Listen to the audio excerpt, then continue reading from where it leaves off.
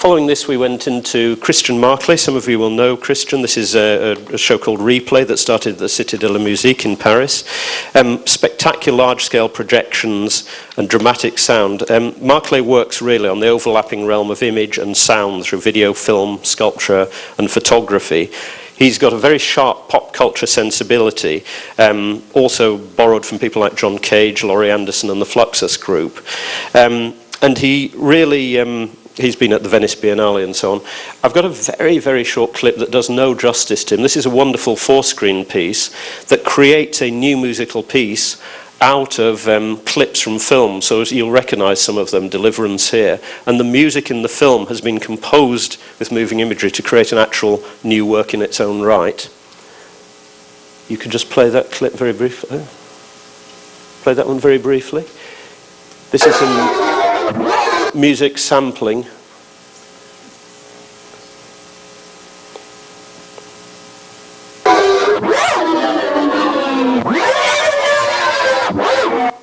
Doesn't do justice.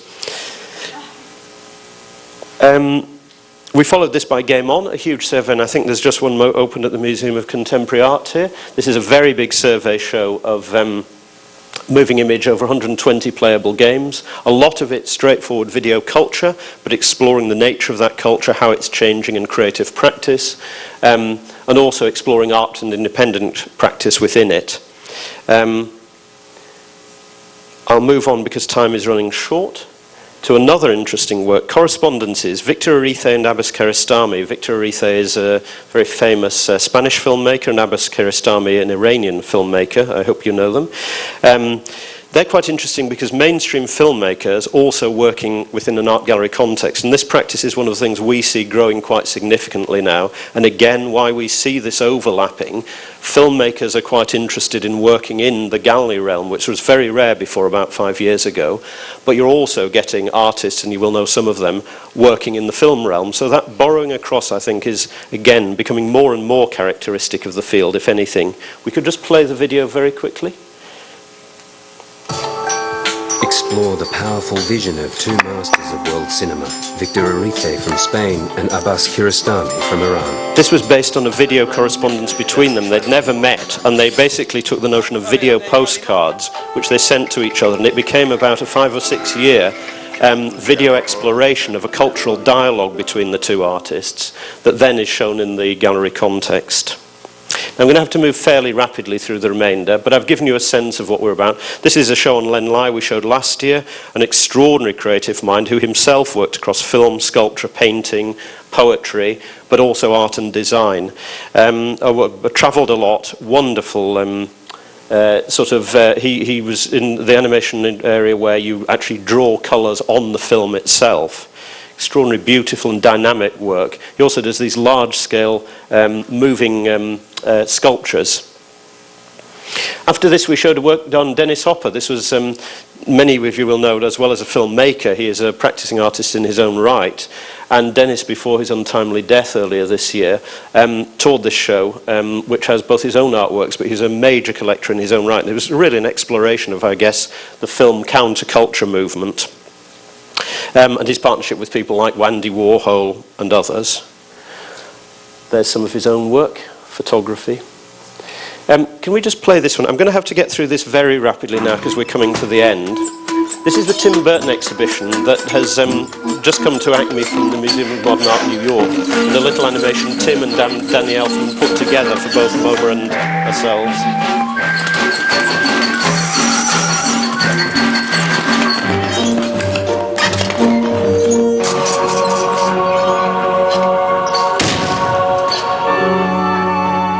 It's a joy to have somebody like Tim working with us on that. And while he was, Alice, the latest film, while he was post-producing that, he was actually making artworks for this show.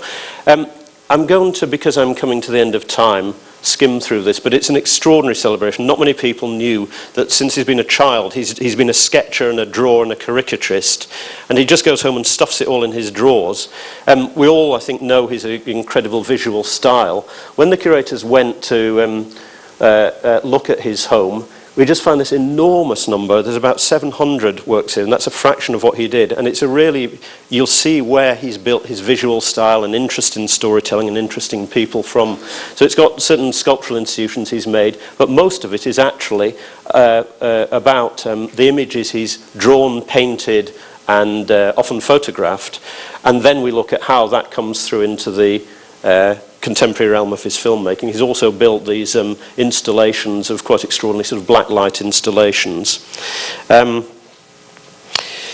That show is just a phenomenon. It's the third most popular show MoMA have ever done. So their holy trinity is now Picasso, Matisse and Burton, and it looks like it's going to have 250,000 people paying to come to it, seeing it at Acme, and it will tour onwards.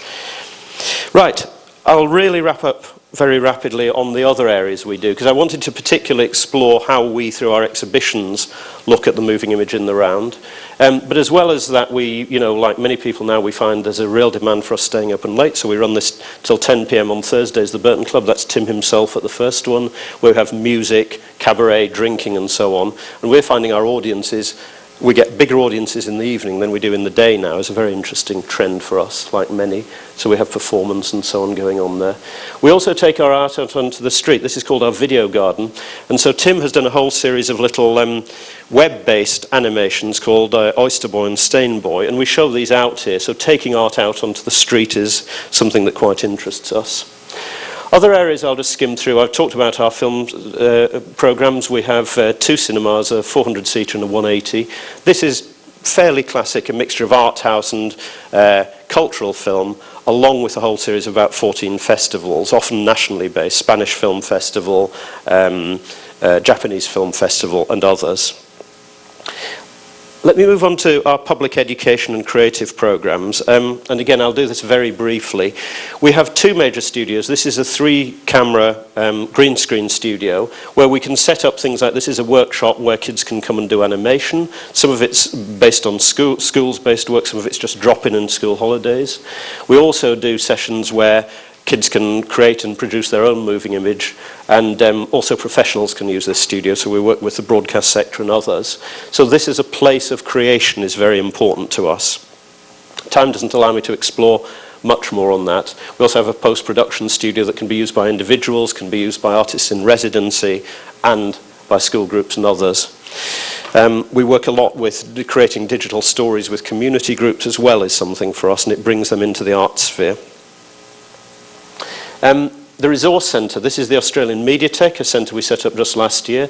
So it's almost a bar-like atmosphere. You can just turn up, drop in, and the touchscreen interfaces to access about, at the moment, about 500-600 moving image works across television, media art, film and so on. This is a partnership with the National Film and Sound Archive in Australia.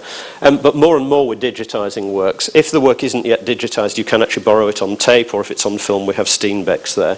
And this is very important because it really is meant to be democratic. It's right at the entrance to Acme. You can just drop in and spend 5 minutes, it's free access, or you can book there as a researcher.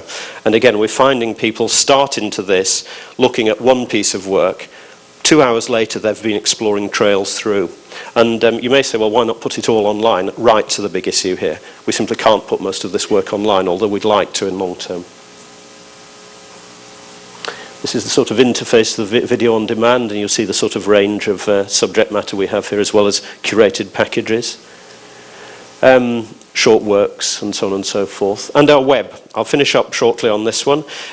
I've talked a bit about the web. We all know about the web, and just the way we're dealing with this, obviously, you know, getting people into it very quickly, so the front page important to us. Online resources, very important to us. So you'll see some of the, you know, essays, film synopsis from the film programs, exhibition material essays, again, games resources about histories of, how to create games, and an online archive, limited archive of new media resources, which we'd like to grow over time. So here's just some of the video art. You can just click on them and play them. Most of them are short form, obviously. Generator, I talked about the creative process. I'd like to spend more time on this, but I won't. This is something that's just launched that really is about online helping people create their own work. So you'll see that we have a whole series here of a sort of gallery of inspiration ideas, thematics for education use, because it's mainly an education use, this. Material from makers, I talked about we'd worked with actors and others in our gallery, in our Screen Worlds gallery. This is all sorts of materials from professionals talking about their own creative practice. And then material to help you make your own material. Again, I'll just skim through it very quickly. So here, snapshots of history, inspirations that you might work from, voices from amateurs, professionals and others, all the tagging and so on you can do. Education themes which are linked to the Australian schools curriculum. And again, people talking about their work. This is about the Aboriginal resistance. Learning from the makers, people like Kate Blanchett on acting, Chris Doyle, who's based in Hong Kong, on cinematography. Then production resources that can help you planning shoots, storyboarding and all the different elements. Create your own storyboard online. And then free media libraries that you can integrate into your work. And this is, again, people can upload their own, so this is a body that is being generated not just by us, but by the public as well. Material from 12 Apostles and sound. And this is something, again, the public will continue to feed as they go along. And of course, like everybody else, this is an online lounge where the educators can come together to compare notes, exchange thoughts and so on. So very strongly using social media to engage people in the creative process. And a lot of that work, the best of that work, might go into student competitions that appears online. And of course, like everybody, the blogs, the Facebooks, and the Twitters, which are growing hugely. We're finding now, by the way, we increasingly don't need to put things out in print to sell them. We just put it out on Twitter and we sell out forums and events. It's quite extraordinary. That switch over is happening. Now look, I've probably overrun my timer. I think I'm 1 minute under. I've skimmed too quickly over the last bit because I think it's actually very important to what we're about. We're not just about exhibiting, but that sense of engaging people. And I hope I've talked a little bit about how some of those trends of changing relationships with artists and changing relationships with audiences, how we're responding to them. It's an exciting time. I won't stargaze about the future. I hope I've pointed out some of the things that maybe all of us will need to address and how we personally are going about them, but our experience is only ours. But I do hope maybe we can share some of this with you in the future. Thank you. Xie xie.